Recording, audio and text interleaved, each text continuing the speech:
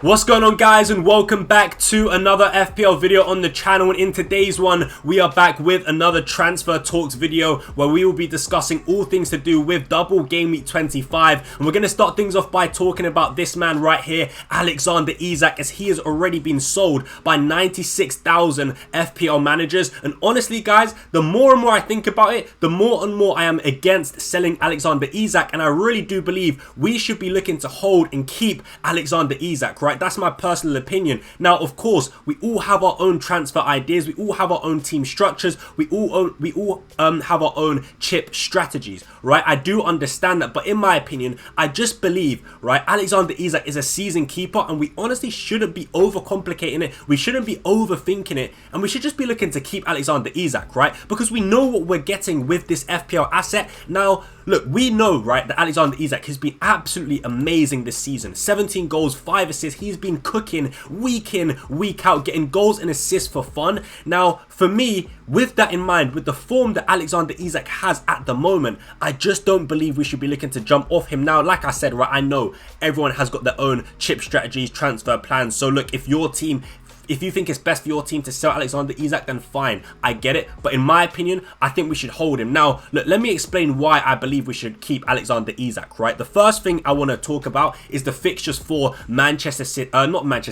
for Newcastle, right? The fixtures for Newcastle, I don't think they're too bad, right? Okay, look, for me, the way I see it is in the next 4 games, right, Newcastle have 2 good fixtures, 2 bad fixtures. The next game is Man City away from home. I think that's a brilliant fixture, guys, right? Man City have been stinky all season long. They've conceded goals week in, week out. They give up big chances week in, week out. They're actually one of the worst defenses, right, in my opinion, in the Premier League this season. They've actually conceded more goals than Manchester United, and look how crap Manchester United have been this season, right? I think all on the eye test we can see how poor Man City are defensively. So I genuinely wouldn't be surprised if Alexander Isak, with his quality, can get 1 or 2 returns in a fixture like this. I think this game suits him to a T. I think we know how good Alexander Isak is on transition. He can kill teams, he can punish teams on transition, and we already know that Man City are one of the worst defensive teams on transition. So for me, I think it's a great fixture for the Newcastle United attackers, especially Alexander Isak. So look, first things first, right? The fixtures, Man City away is good. Forest at home, it's not the best, I'm not gonna lie. So I'd put it in the bad category, but at least it is at St James's Park. Liverpool away, of course, it's a bad fixture. I'd put it in the bad category. But West Ham away is a good fixture in my opinion. So what I would say is, to be fair, I see this fixture run as 2 good games, 2 bad games. So first things first, so to just summarize it, I don't think the fixtures are bad. Not bad enough to be selling an asset like Alexander Isak, because you would most definitely want him back for game week 30 onwards. Also, if you're like me, right, if you are like me and you've actually bought Isak for like when he was priced at 8.3, 8.4 million, it means that if you sell Alexander Isak now, you're going to lose a lot of money, right? I've personally got a lot of value tied up in Alexander Isak, right? I bought him for like 8.4 million. So as you guys can see, he cost 9.5 million, but my selling value is 9 million. So that's half a million there. That's 0.5 million that I would lose out on if I was to sell Alexander Isak now and then buy him back in the future, assuming he doesn't go down in price. So if you've got a lot of value tied up in Alexander Isak because you did get him around, like, I don't know, game week 12, 13 or 14, I don't know if it makes sense for your team to be selling Alexander Isak. I think it makes sense to just honestly just keep him. And look, I do know that a lot of people that are actually looking to sell Isak are probably doing it so they can buy Ollie Watkins, and it's something I was actually considering myself. If you guys watched my transfer plans video, you would have heard me talking about the possibility of selling Isak to buy Watkins. But as I said, the more and more I think about this move, the more and more to me it just doesn't make sense. Yes, I know Ollie Watkins does have a decent double game week, but it shouldn't, getting Ollie Watkins shouldn't come at the cost of selling an FPL asset like Alexander Isak, in my opinion. Of course, it's just my opinion. I'm no expert, I'm no pro, right? You guys already know this. I've been stinking up the place this season, right? I'm not having a great season myself, but of course, it just is my opinion. And yeah, like I said, man, I just think if there, surely for your team, right, there is another way for you. There is another way for you to get someone like Ollie Watkins if you do want him in your team. I just don't think it should come at the cost of selling Alexander Isak, because he is just that good. And I'll quickly just bring it back to the fixtures, right? Yes, you might look at them and you might think they're not great, but actually it's not as bad as it seems. And I just think the fixtures, honestly, for a player like Alexander Isak, are still really, really good. I just think, yeah, even just talking to you guys about it now, the more and more I think about it, I just think we shouldn't overcomplicate it, and we should just keep an asset like Alexander Isak, who is doing fantastically this season. It's a little bit like Chris Wood, right? I look at Chris Wood and I look at him as like a player that if you got him, you just can't really sell him at the moment. You just can't sell Chris Wood at the moment. He is that good, and for me, I feel the same about Alexander Isak. So yeah, man, if you got Alexander Isak, for me, I'd be looking to keep him. I'd be looking to hold him. I think he's an amazing FPL asset. So yeah, that's just my personal opinion. Let me know what you guys do think of that in the comments below. Have you sold Isak already, or are you going to be keeping Isak and maybe ignoring Ollie Watkins? Let me know your thoughts on that. Alright guys, so let's talk about the Aston Villa assets for their double game week in 25. Now, in terms of who I would be looking to buy, honestly, I don't think I'd even be tripling up on Aston Villa. Now, of course, some people do have the assistant manager chip active, so we'll get onto that in a second. But in terms of just outfield players, I feel like I would only be going for Watkins and Rodgers. Other than that, I don't think I'll be looking to buy any other Aston Villa players, like, you know, any of the defenders, whether it's Luca Digne or Ezri Konsa, even the new signing Marcus Rashford or Donyell Marlin, Marcus Asensio. I don't know if I'll be going for any of those new signings, because I just feel like there's too much uncertainty there. There's too much sort of just of an unknown factor in terms of their starts, minutes, right? There is sort of a big fixture congestion and sort of a close fixture schedule for Aston Villa, right? They do play games in rapid succession, and I do believe that, you know, some of the new signings like Marlon,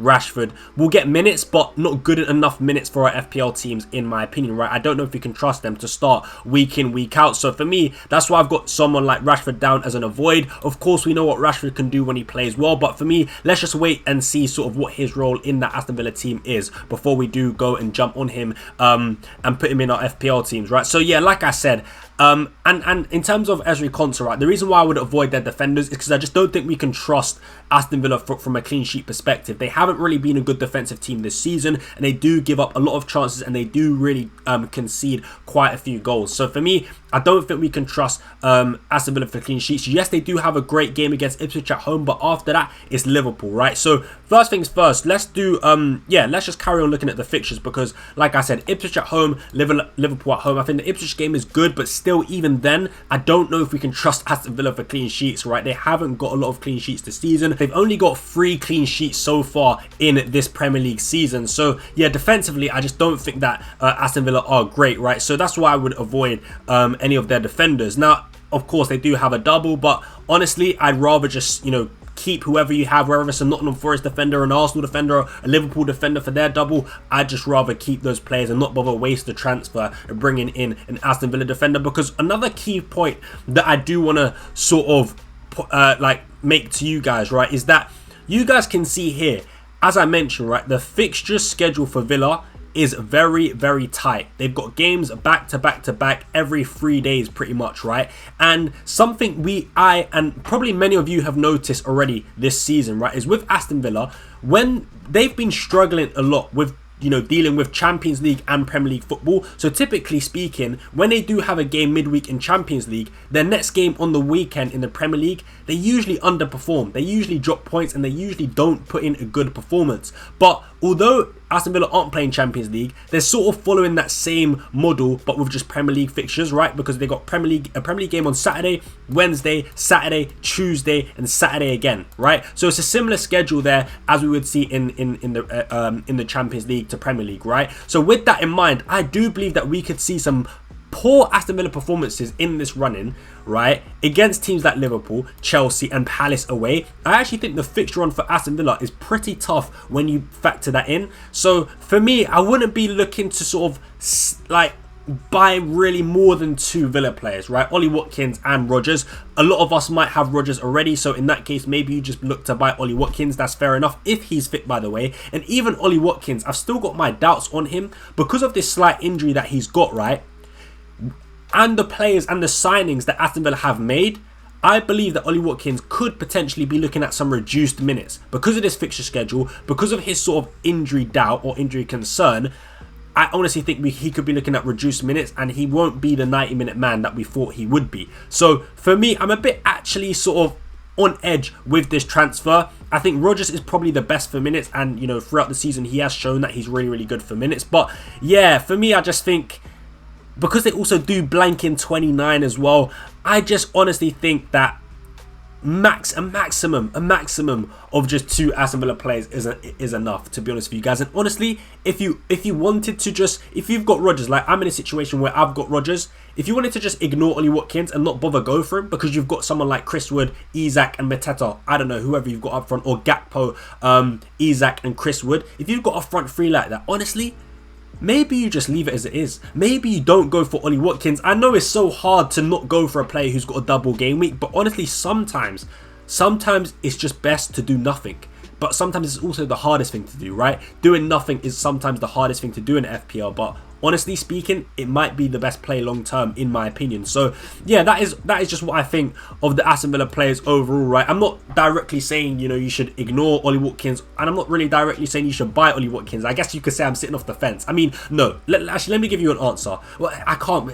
It just depends, right? It depends on your team. Me personally, I'm all for ignoring Ollie Watkins if your strikers are good enough. If you've got strikers that need replacing that aren't performing well, then fair enough, get rid of them, get in Ollie Watkins. But if you've got like Chris Wood, Alexander Isak, Gakpo, I don't think I'd be getting rid of any of these strikers to bring in Ollie Watkins. That's just my personal opinion. So yeah, man, I'd love to know what you guys do think of the Aston Villa players. Because that's just my opinion. But yeah, let me know what you guys think in the comments. And another thing I quickly wanted to touch on with you guys is the assistant manager chip, because I do know a lot of FPL managers actually activated their assistant manager chip for game week 24, and of course it does carry over to game week 25 and 26. So in terms of this game week, right, 25, what would I do if I had the assistant manager chip activated? Well, first things first, if I had it on slot already, I'd just simply leave it on slot, right? I think that does go without saying. If you've got the assistant manager chip activated on slot, you just simply keep it on him for this double game week in 25 against Wolves at home and Aston Villa away.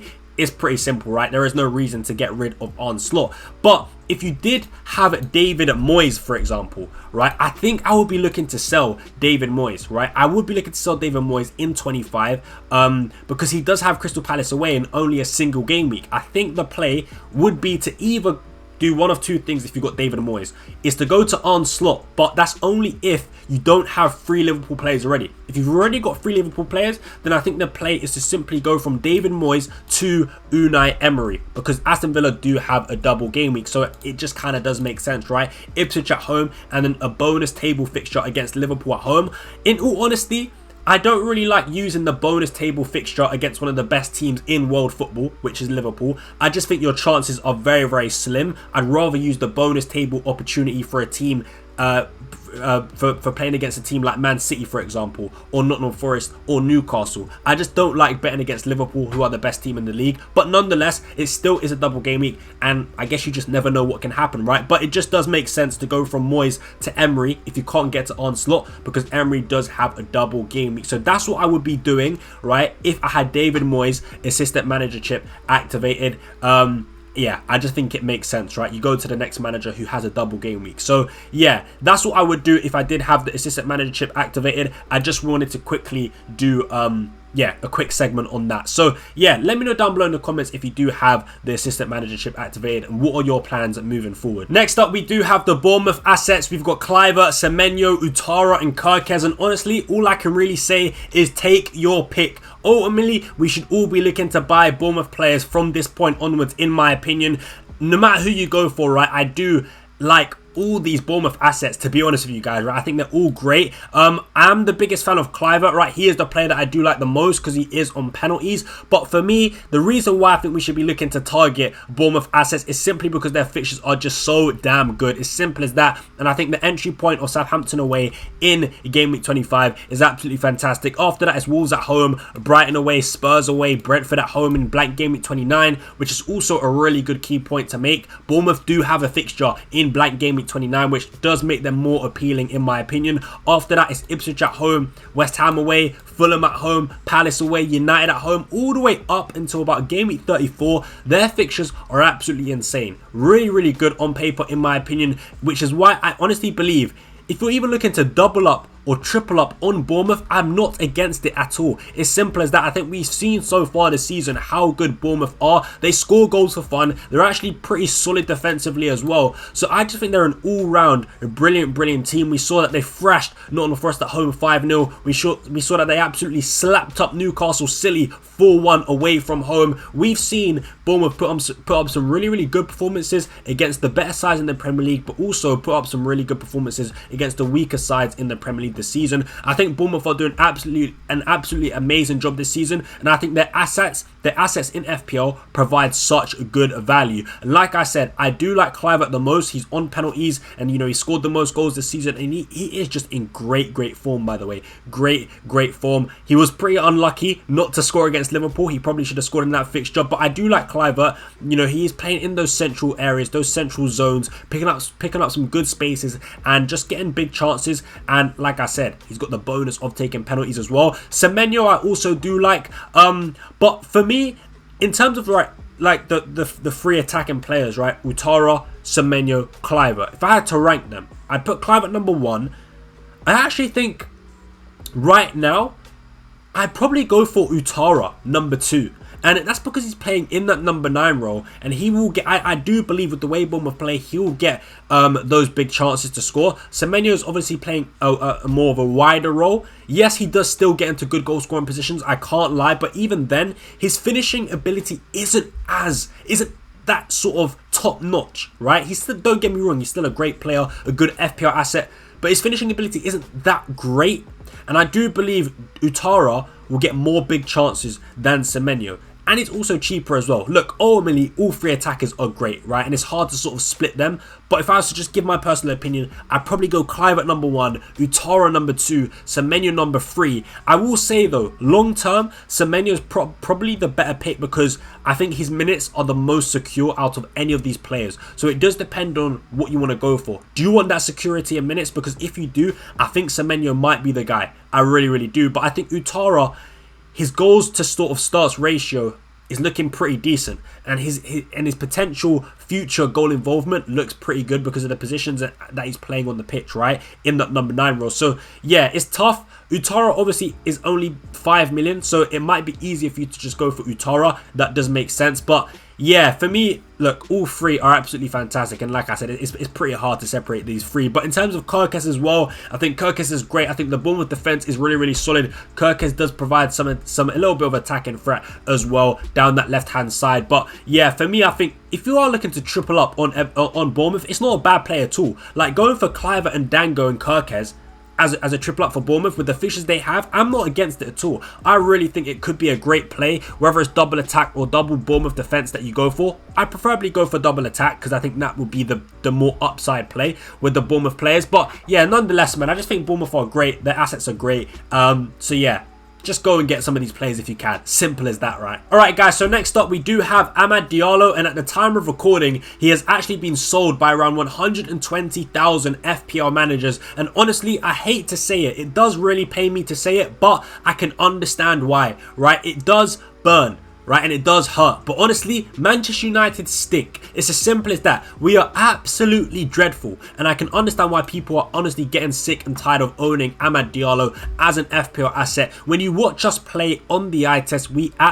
just look so poor. We lack any sort of fluidity. We lack the creativity moving forward. We just look so lackluster throughout multiple games under Ruben Amorim, right? It's simple as that. There hasn't really been an improvement in performance, and I can understand why people are getting frustrated. Amad Diallo has blanked in his last 3 games. Manchester United have got 1 lucky win against Fulham, right, and 2 losses at home. We just look so poor, right? We really do just look so poor. So I can understand it. I do think Amad Diallo's level of performance has slightly dipped a little bit. I feel like, yes, he was unlucky to get a few assists against Crystal Palace.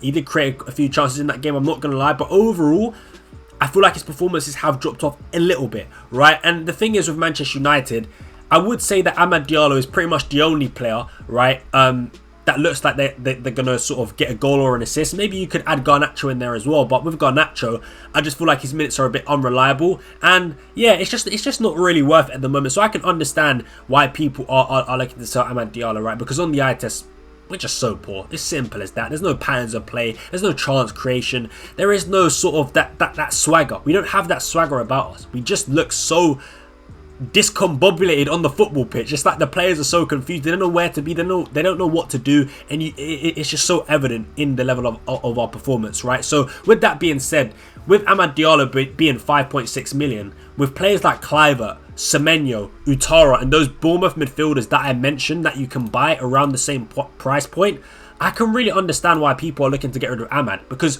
you can sell Amad to Morgan Rogers for his double game week, for example. You can sell Amad to Semenyo, a Kluivert, and Utara, for example. There are some decent cheap options there that do provide good value. And yes, I do know the one thing with Amad is that he does play in blank game week 29. So ideally, if you were to get rid of him, it would probably be better for a Bournemouth midfielder, just so you can save some transfers. I mean, going from Rodgers to then a Bournemouth midfielder would obviously use up multiple transfers. But all in all, even though Amad Diallo does play in blank game week 29, I just still think the performances don't warrant him to be kept in everyone's FPL team, right? Simple as that. So I can understand it. The game's coming up, Spurs away. Yes, Spurs have been pretty poor overall, but you know, they beat Brentford, and to be honest with you, with the way Man United are playing away from home, away to Spurs, I wouldn't be surprised if we struggle in that game, and if Spurs do beat us. Everton away, with the way they've been, new manager bounce, getting some wins away as well. Again, we would probably struggle. Ipswich at home, you would say on paper it looks good, but there's been so many games this season, like even the Southampton game at home, we played poor that game, right? We absolutely played poor for like 70 minutes. Only in like the last 20 minutes we played well, and that's how Amad got his hat-trick. Against Brighton, a good fixture on paper, we played poor, we lost 3-1. Against Palace, a good fixture on paper, we played poor, lost 2-0. So even though Ipswich at home looks good on paper, we can't even guarantee that Amad Diallo and Manchester United will put in a good enough performance to get us FPL points. So I do understand why people are selling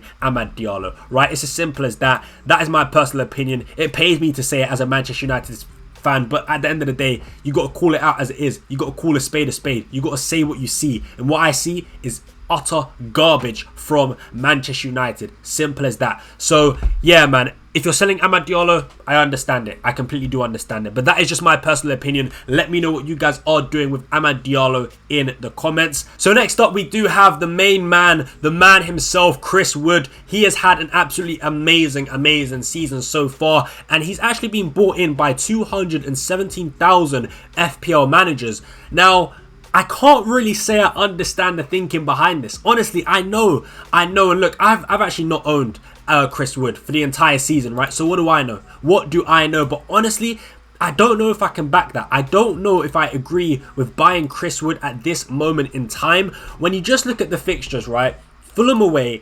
Newcastle away, and Arsenal at home. The next 3 games, I just don't like them enough, especially when you do factor in, right, with the forwards in the game at the moment. I do believe I'd rather buy, if you don't have free Liverpool, I'd rather buy a Gakpo, for example. But if you already have a Gakpo, I'd much rather just take a punt on Ollie Watkins for his double, because these fixtures for Chris Wood are not great, right? So I'd rather just take a punt on Ollie Watkins for his double.